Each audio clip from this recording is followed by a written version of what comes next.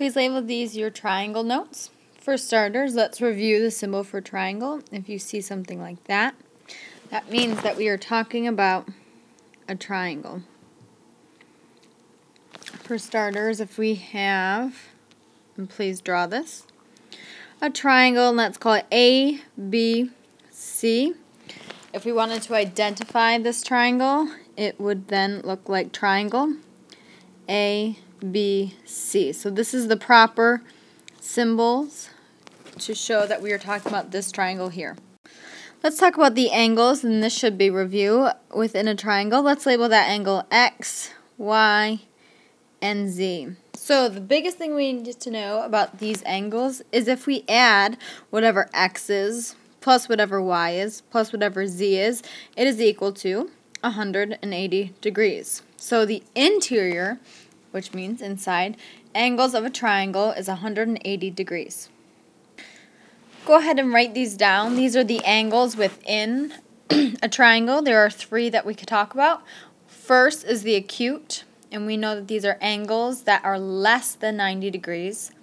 Obtuse angles are angles greater than 90 degrees, and a right angle is a 90-degree angle.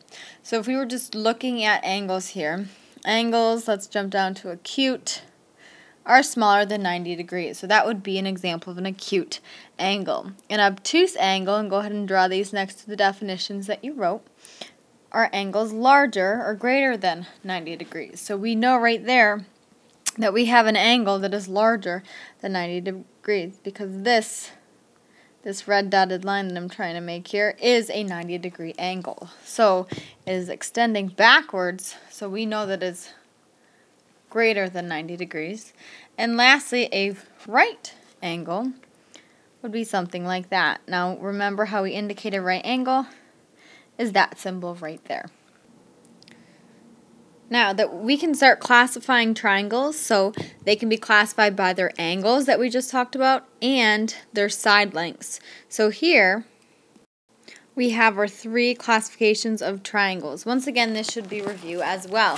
So we have a scalene triangle, which has absolutely no congruent sides. Real quick, let's talk about the word congruent. Congruent in this case means that they're the same length. So if we have a scalene triangle, there is no sides that are the same length within that triangle. Secondly, an isosceles triangle has at least two congruent sides. So two of those sides are the same length. An equilateral then has three congruent sides, which means every single length in that triangle is the exact same. So to the right of each, I'll draw an example of each. So a scalene here is something like that. No sides there are the same length. You see that this one is shorter, this one's probably the longest, and this one is the second longest. An isosceles triangle has at least two congruent sides, so it would look something, and of course these aren't going to be perfect, but something that looks like that. Now notice those two dash marks that I wrote. Those mean that those are the same size. So this side is the same length as this. So we show that by each of them having one dash mark. If we jump to equilateral and we draw a triangle, equilateral we have all three sides that are congruent. So notice what I did.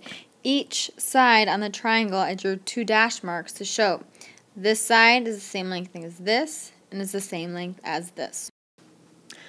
So with this information of angles and side lengths, we can then start classifying triangles. So go ahead, let's draw our first example of classifying triangles.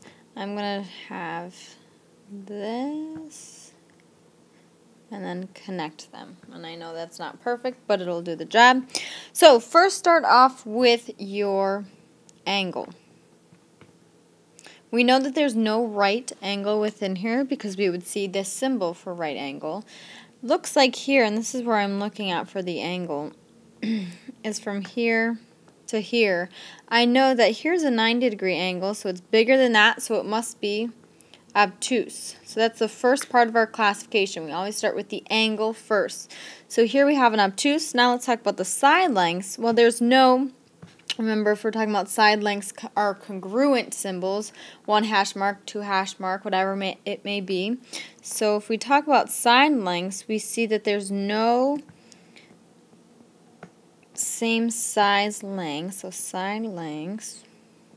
So something that has no congruent sides, we remember is called what? And that is called scalene. So somehow we have to remember the difference between scalene and isosceles. So let's go ahead and put these together. So again, angle comes first. So and this would be an obtuse scalene triangle.